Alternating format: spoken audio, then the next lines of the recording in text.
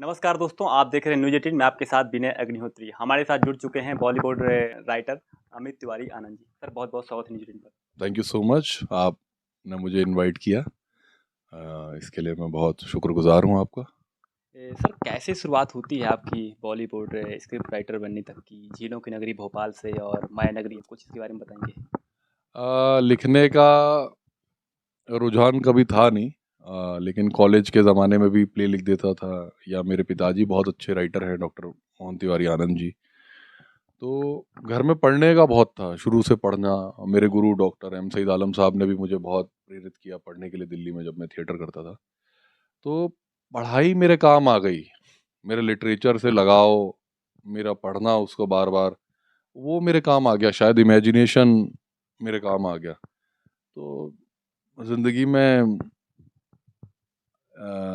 जब आप बहुत बड़े बड़े सपने देख लेते हो और उनको साकार करना चाहते हो, तो आप कई तरीके ढूंढते हो कि यार ये काम नहीं कर रहा था, मैं ये कर लेता हूँ, ये काम नहीं कर रहा था, वो कर लेता हूँ। और इसी सिलसिले में राइटर बन गया। ऐसा राइटर बनने के लिए नहीं निकला था घर से। जी। सर अभी हाल ही में नवाज़ नवाज़ साहब की मूवी रिलीज़ हुई है टीकू बेट शेरू, आप उसके स्क्रिप्ट राइटर भी हैं। तो कैसे मिली आपको ये मूवी और कब से आप इसमें वर्क कर रहे थे? जी, मुझे ये फ़िल्म इरफ़ान खान साहब और कंगना रनावत जी के साथ अनाउंस हुई थी 2013 में। और ये बहुत तामझाम के साथ अनाउंस हुई थी, इंडो फ्रेंच कोलैबोरेशन था और सब कुछ था। लेकिन ये फ़िल्म किन्हीं कारणों से बन नहीं पाई कई सालों तक, और फिर हमारे बीच इरफ़ान साहब नहीं रहे अनफॉर्च्यूनेटली। फिर नवाज़ साहब से रिक्वेस्ट की गई कि आप ये फ़िल्म करें। कंगना जी एज़ अ प्रोड्यूसर जुड़ी और अमेज़न आ गया, और फ़िल्म बन के आप सबके सामने है।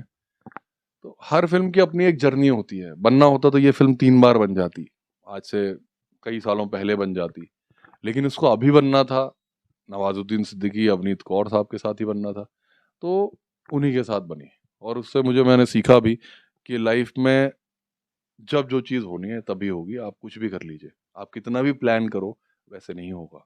जैसा एनर्जी या ऊपर वाला कहे, मानने वाले जो मानते हैं कि आप जैसा सोचेंगे शायद वैसा ना हो, लेकिन आप जो चाहेंगे वो तो होगा। सर एक सवाल ये भी बनता है कि सर जी, ये जो जो लोग आप बॉलीवुड की स्क्रिप्ट राइटर हैं, जी। आपने मूवी को इतनी बड़ी मूवी को आपने स्क्रिप्ट राइटर रह चुके हैं, तो आप इसके लिए कितना अध्ययन करते होंगे? किन-किन किताबों को पढ़ते होंगे? क्या आपका डेली रूटीन रहता होगा? क्योंकि स्क्रिप्ट राइटर बनने के लिए हमको बहुत चीज़ें, जब हम कुछ ज़्यादा पढ़ते हैं तब तो हम तो सब लिख पाते हैं। देखिए, मैंने जो भी पढ़ाई की, मैंने लिटरेचर पढ़ा। जैसे तमस हुआ, भीष्म साहनी साहब का, प्रेमचंद जी की किताबें पढ़ी। शुरुआती दिनों की बात बता रहा हूँ। धीरे-धीरे फिर आप बायोग्राफ़ीज़ के पास चले जाते हो, ऑटोबायोग्राफ़ीज़ के पास चले जाते हो, नाटक पढ़ना शुरू कर देते हो। तो आपका दायरा बढ़ता जाता है, आप स्क्रिप्ट पढ़नी शुरू करते हो। लेकिन मुझे जिन चीज़ों ने सबसे ज़्यादा हेल्प की वो है अ, इमेजिनेशन मैं कहूँ। और इमेजिनेशन उन राइटर्स की वजह से जिन्होंने अपनी लेखनी को इस तरह से लिखा कि वो आपको दिखाई देने लगता है। जैसे सर एक सवाल ये भी बनता है, जो आज के जो यूथ हैं फिल्म इंडस्ट्री में जाना चाहते हैं, बॉलीवुड के लिए लोग, बॉम्बे लोग लाखों लोग जाते हैं, सालाना अपना फ्यूचर देखते हैं, भविष्य देखते हैं। तो जो लोग जाते हैं सर, क्या बॉलीवुड उनको एक्सेप्ट करता है? नेपोटिज्म बहुत सारा चलता है, हमें आए दिन खबर सुनने को मिलती है कि नेपोटिज्म चल रहा है। तो क्या है, जैसे कि कोई स्क्रिप्ट राइटर है, कोई एक्टिंग करना चाहता है, वो कैसे सक्सेसफुल एज अ राइटर या फिर एक्टर उभर उभर के बने? किन किन बातों को उनको ध्यान रखना चाहिए? एज आप स्क्रिप्ट राइटर को क्या टिप्स देना चाहते हैं? मैं एक्टर हूँ। मैंने थिएटर किया भोपाल में, दिल्ली में, और फिर मैंने पूना फ़िल्म इंस्टीट्यूट से 2 साल का डिप्लोमा भी किया है एक्टिंग में। तो चाहे वो एक्टिंग हो, चाहे राइटिंग हो, है तो सब इमेजिनेशन, सब हमारा एक ही फ़ील्ड है, जुड़ा हुआ है। मैं आज भी एक्टिंग करता हूँ, प्रैक्टिसिंग एक्टर भी हूँ और लिखता भी हूँ रोज़। और मुझे तो ऐसा नहीं लगता कि हिंदी फ़िल्म इंडस्ट्री को चलाने वाले जो लोग हैं, वो नेपोटिज़्म करते हैं। मुझे तो ऐसा लगता है कि जो लोग नेपोटिज़्म नेपोटिज़्म का झंडा लेके बहुत ज़्यादा भागते हैं, वो सबसे ज़्यादा नेपोटिस्ट वो ही हैं। लेकिन दूसरों का लोगों को ज़्यादा दिखाई देता है।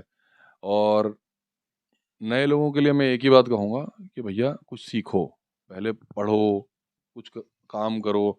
मेहनत करेंगे अगर आप, कुछ सीखने की कोशिश करेंगे तो आप कहीं न कहीं पहुँचेंगे। अगर आप अपने घर में अपने रूम में बैठ के सिर्फ इमेजिन करेंगे कि मैं बहुत बड़ा राइटर बन जाऊं या बहुत बड़ा एक्टर बन जाऊं, तो वो तो होने से रहा कि। और बॉम्बे बहुत खुले हाथों से स्वागत करता है। हिंदी फिल्म इंडस्ट्री के बारे में एक बहुत अच्छी बात है, वहाँ ना तो जात, धर्म, लिंग, भाषा, किसी भी चीज़ का भेद नहीं है। अगर आपके पास थोड़ा सा भी टैलेंट है, और टैलेंट के बारे में मैं एक बात बोल दूं, लोग टैलेंट टैलेंट टैलेंट ढूंढते फिरते हैं, टैलेंट कुछ नहीं है। अगर मेरे गुरु हैं अरविंद पांडे साहब, मैं भी पहले बहुत ढूंढता था टैलेंट क्या है, टैलेंट क्या है, टैलेंट क्या है। तो मेरे गुरुजी ने मुझे कहा था कि talent is your ability to work hard. आप कितनी मेहनत कर सकते हो अपनी जिंदगी में, आप थोड़ा सा दिमाग तो होना चाहिए, लेकिन अगर आप मेहनत करते हो, एक ही चीज में लगे रहते हो लगन के साथ, तो आपका होगा ही होगा। ऐसा नहीं हो सकता कि आप सक्सेसफुल ना हो। सर, आप आपकी इस जर्नी के दौरान जी। अगर मैं बात करूं कि जो आपका जो आइडियल पर्सन या गुरु कह लें, सबसे ज़्यादा या फैमिली में कोई आपका फ्रेंड सर्कल में सबसे ज़्यादा किसका सपोर्ट रहा इस आपकी इस अभी तक की जर्नी में? मेरे माता पिता, श्रीमती शारदा तिवारी जी। अगर मैं आज जिंदा हूँ तो उन्हीं की वजह से हूँ। मैं बीच में बहुत बीमार था, और आज मैं अगर कुछ भी कर पा रहा हूँ तो मेरी मदर है, मेरे फादर है। मेरे फादर का बहुत बड़ा योगदान है पढ़ने लिखने में, अभी तक बॉम्बे में जो सरवाइव किया उनका बहुत सपोर्ट रहा है। मेरी वाइफ है, जिन्होंने डॉक्टर होने के बावजूद एक ऐसे लड़के से शादी कर ली जो कुछ भी नहीं कर रहा था दुनिया की नज़रों में, शायद उनके परिवार की नज़रों में भी कुछ भी नहीं कर रहा था, लेकिन उन्होंने मुझसे शादी की। तो दोस्तों का साईं कबीर साहब हैं, इरफान साहब हैं। इरफान साहब का मैं ज़िंदगी भर इंसान मंद हूँ। मेरे गुरु रज़ा मुराद साहब हैं, अरविंद पांडे सर हैं, अ, जय बंसल मेरे एक सीनियर हैं, जिन्होंने मुझे शुरुआती दिनों में अपने घर में रखा, खाना खिलाया, बहुत सपोर्ट किया, उनका मैं बहुत एहसानमंद हूँ। तो ऐसे बहुत सारे लोग हैं, बहुत लंबी लिस्ट है। सर, अगर मैं बात करूं कि जो आपके अपकमिंग जो प्रोजेक्ट हैं उनके बारे में कुछ बताना चाहेंगे, और कौन सी मूवीज़ या फिर वेब सीरीज जो आने वाली हैं आपकी? अ, आने वाले प्रोजेक्ट में मेरी एक फिल्म है, सॉफ्टवेयर पिंटू। वो इंडिया के काफ़ी ख्यातिनाम डायरेक्टर डायरेक्ट करने वाले हैं, और लिखा मैंने ही है उसको। बाकी डिटेल्स मैं अभी नहीं बता सकता। बाकी एक मेरी फिल्म है गिलहरी, जो कि एनएफडीसी राइटर्स लैब का पार्ट थी, वो भी बहुत जल्दी शुरू होने वाली है। और भी कुछ प्रोजेक्ट्स हैं, जैसे एक वेब सीरीज़ है हॉटस्टार के लिए। बाकी चीज़ें चल रही हैं, एक्टिंग भी कर रहा हूँ, और ऊपर वाले ने चाहा तो अगले साल तक कुछ चीज़ों में एक्टिंग करता हुआ भी दिखाई दूंगा। सर, आखिरी सवाल ये है कि जैसे कि अगर हम साउथ की तरफ जाऊँ, साउथ इंडस्ट्री में बहुत अच्छी-अच्छी हालिया में अगर देखें तो जो है केजीएफ जैसी, आरआर जैसी, बाहुबली जैसी मूवी ने काफ़ी अच्छा अपना स्कोर किया है, और काफ़ी इनके आंकड़े देखें तो क्या आप उस तरह की आप स्क्रिप्ट के बारे में कुछ सोच रहे हैं कि मुझे उस तरह की स्क्रिप्ट लिखना है और उस तरह की हम जो है मूवी हम हिंदी सिनेमा में भी लाएँ हमारे बॉलीवुड में? नहीं, ऐसा तो देखो भैया, कोई फिल्म 500 करोड़ कमाती है, 600 करोड़ कमाती है, उससे कोई फ़र्क नहीं पड़ता।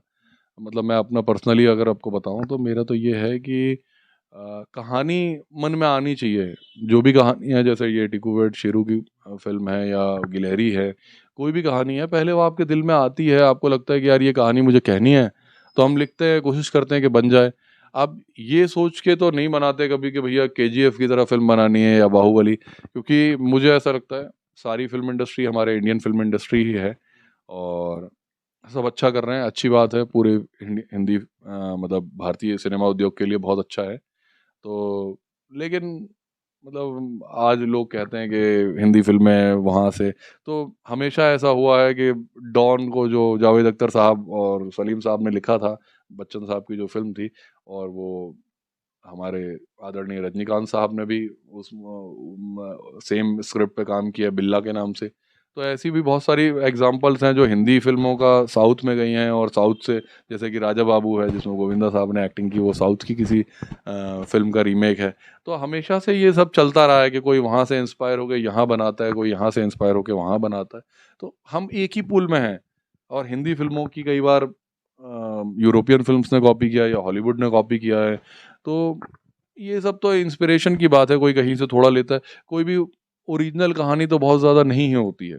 कहानियाँ तो वो, क्योंकि हम इंसान हैं, एक जीन पूल है, और एक तरह का ही हमारा व्यवहार है ऑलमोस्ट। तो कहानियाँ भी एक जैसी ही होंगी। तो मुझे नहीं लगता कि मैं, मतलब कि ये सोच के कि कोई फ़िल्म 500 करोड़ कमाती है, तो मैं अब वैसी फ़िल्म लिखूँ। हाँ, पैसे चाहिए तो थोड़ा ऐसी फ़िल्में ज़्यादा लिखी जाएँगी अब, जिससे कि बिज़नेस की तरफ ओरिएंटेड हों, लेकिन जिनमें एक कहानी भी हो। सर आपने टेकू वेट शेरू की बात की, नवाज़ सर से उसे मूवी के दौरान मैं बात करूँ तो क्या बातचीत हुई अपना? कुछ एक्सपीरियंस शेयर करना चाहेंगे आप मूवी के नवाज़ दौरान? सर के साथ मेरी बहुत ज़्यादा बातचीत नहीं हो पाई, क्योंकि वो जिस तरह से मैं उनको देखता हूँ बहुत बड़े अदाकार हैं, बहुत बड़े अभिनेता हैं। एक चीज़ हुई कि जब फ़िल्म की पार्टी फ़िल्म की शूटिंग ख़त्म हो गई थी, तो उन्होंने एक नया घर बनाया नवाब के नाम से, और बहुत अच्छा बंगलो है, और ये बहुत बड़ी बात है कि एक एक्टर ने, जिनको शायद उनके रिश्तेदारों, घरवालों ने भी कभी ये नहीं सोचा था कि एक्टर बनेंगे, क्योंकि उस ज़माने में जो एक्टर की परिभाषा थी वो कुछ और थी। उन्होंने एक्टिंग करके अपने लिए एक बंगलो बनाया है बॉम्बे जैसे शहर में, जहाँ एक कमरा लेना भी बहुत बड़ी बात है अपना, या किराए पे लेना भी एक काफ़ी बड़ी बात ही है। तो उनके उस घर में पार्टी थी और सभी लोग रात में जा चुके थे, तो मैंने भी उनका, सर इजाज़त चाहूँगा, तो उन्होंने मुझे हाथ पकड़ लिया और बोले कि आप बताइए, मैंने आपका शेरू अच्छे से निभाया कि नहीं? तो मैं कहा, सर कैसी बात कर रहे हैं आप? मैं आपको क्या बता सकता हूँ? आप बहुत बड़े हैं मुझसे, बहुत मतलब काम में बहुत बड़े हैं, एज के बारे में नहीं कह रहा हूँ। तो नहीं, तो सर ने फिर मेरा हाथ पकड़ लिया कि नहीं आप बोलिए कि आप, मैंने कहा सर आप क्यों बोल रहे हैं मुझे? नहीं, अभी शूटिंग का 2 दिन और है ना, उसके बाद मैं तुमको तू भी बोल दूँगा, लेकिन अभी आप हैं, अभी राइटर हैं आप मेरी फ़िल्म के। तो मैंने कहा सर मैं क्या बोलूँ आपको? मैंने सिर्फ़ इतना कहा कि सर आपको देख के, इरफ़ान साहब को देख के ही तो हम इस शहर में रह रहे हैं। बेसिकली मैं एक एक्टर हूँ, और इस शहर में सर्वाइव करने के लिए सारी चीज़ें चल रही हैं, सारा कुछ हो रहा है। तो अगर आपने अपना मकाम हासिल किया है, तो हम भी आपको देख के, जैसे वो अकबर बीरबल की कहानी में है ना, कि एक आदमी को पानी में खड़े होने की सज़ा दी जाती है ठंड के मौसम में, और वो दिन भर किले में एक दिया जल रहा है, मशाल जल रहा है या दिया जल रहा है, उसको देख के गर्माहट उसके भरोसे खड़ा रहता है। तो नवाज़ुद्दीन सिद्दीकी, इरफ़ान खान, या और भी जो जयदीप अहलावत, आपके विजय वर्मा, या राजकुमार राव, नसीरुद्दीन शाह, ये सब भी हमारे लिए वही किले पे रखे हुए दीपक हैं, जिनको देख के हम सब ठंडे पानी में खड़े हुए हैं और इंस्पायर हो रहे हैं, और हम भी सोचते हैं कि कर आज इनका मकाम बन गया, आज इन्होंने अपने मन का काम कर लिया, हम भी एक दिन कर लेंगे। सर आप भोपाल से ही बिलॉन्ग करते हैं, क्या भोपाल और मध्य प्रदेश के लिए कुछ स्क्रिप्ट लिख रहे हैं या आने वाले समय में कुछ मूवी या फिर वेब सीरीज, ये जो मध्य प्रदेश का जो कल्चरल है, यहाँ पे ट्राइबल से ज़्यादा कम्युनिटी है, तो क्या कुछ इस बारे में कुछ आप लिख रहे हैं? मेरी फिल्म गिलहरी जो है, गिलहरी द स्क्विरल, वो एनएफडीसी राइटर क्लब में थी, मैंने पहले भी बताया आपको। वो बुंदेलखंड में सेट है। खजुराहो के पास हमने एरिया भी देख लिया है, और पूरा वहाँ के गांव में ही शूटिंग है, वहाँ के ही हम एक्टर्स के साथ काम करने वाले हैं, जो लोकल यहाँ के लोग हैं। तो वो फिल्म है। और एक और फिल्म जो मेरी सॉफ्टी वेट्स पिंटू है, वो भी खजुराहो में ही, छतरपुर में बेस्ड है, और इट्स अ कॉमेडी फिल्म, और मेजरली वहीं के लोगों को लेके, और बॉम्बे से तो कलाकार आएंगे, हीरो हीरोइन और बाकी एक्टर्स, लेकिन मेरी अधिकतर कहानियाँ मध्य प्रदेश में ही हैं अभी तक। देखिए बाहर की लिखता हूँ क्या नहीं लिखता हूँ, लेकिन अभी तक का जो भी मेरा मटेरियल है वो सब यहीं का है। अच्छा, आप मध्य प्रदेश की बात कर रहे हैं कि या जो मध्य प्रदेश के जो लोग एक्टिंग कर रहे हैं, जैसे कि मध्य प्रदेश नाट्य अकेडमी भी है भोपाल में, क्या यहाँ के कुछ जो होनहार स्टूडेंट्स हैं उनको मौका मिलेगा आपकी? एमपीएसडी से मेरा बहुत लगाव है। जब अभी 2 साल पहले मैं वहाँ पे गेस्ट फैकल्टी की तरह पढ़ाने भी गया हूँ, और उस बैच के सभी बच्चे मेरे से आज भी कनेक्टेड हैं। बॉम्बे में आ गए हैं कई लोग, विनय हैं जिसमें से, काफ़ी लोग हैं, अमन है, कई बच्चे हैं, और बहुत अच्छा कर रहे हैं वो बच्चे।